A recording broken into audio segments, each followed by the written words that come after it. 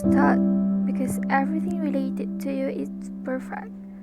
You made me happy, crazy, sad. You even made me nervous when I see your smile. Your perfection makes me want to have you, to be mine. But it's impossible. You're a Korean artist who gets love from around the world. But I'm just a small girl who is stuck in a small corner of this world. Others may say I'm too obsessed with you, but I just let. I love you. I love you so much. I love you, real person. You're my idol artist and also my crush. On the damn side, your presence on my Instagram makes me happy.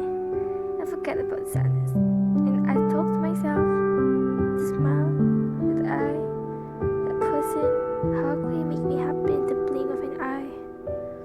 He's not an angel or anything is close to it. Just